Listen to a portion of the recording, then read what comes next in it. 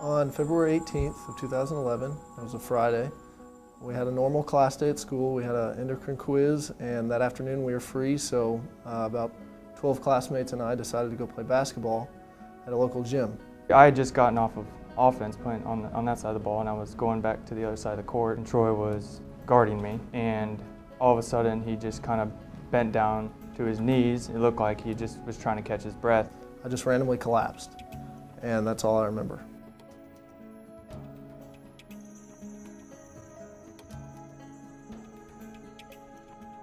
We had one of our other classmates feeling for pulse, and we couldn't find a pulse.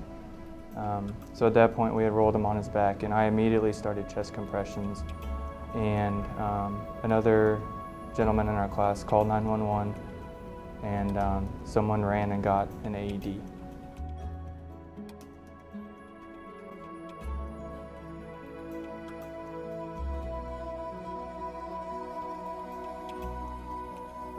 When I woke up, the first thing I remember is being in the ambulance, having the EMS lady ask me my name, which I actually knew, my birthday. I wasn't sure of what month it was, I wasn't sure of, and how old I wasn't sure. I arrived at the emergency room at Harris Methodist, and they started doing all kinds of tests on me. They did a lot of cardiac things, markers and EKG, as well as a CAT scan of my brain, and they found nothing. And so, as this was going on, I started to remember more and more of the day. I realized that when I collapsed, I remember seeing the bottom of the basketball floor before I fell. And at that time, my classmates had arrived and started sharing the story with me of what they had seen.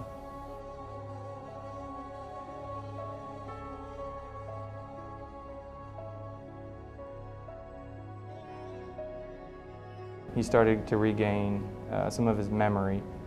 He knew there was a Dallas Stars game that next week because he's a huge Stars fan. So it was good to see that, because that's always something you worry about, is cognitive function, because you'll lose it. And to see that, I knew that he still had his memory at least.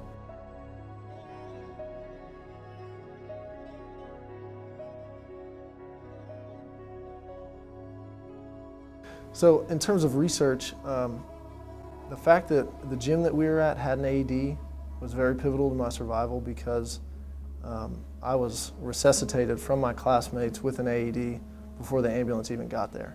So had I not had an AED there at the gym, then I probably wouldn't be sitting here today.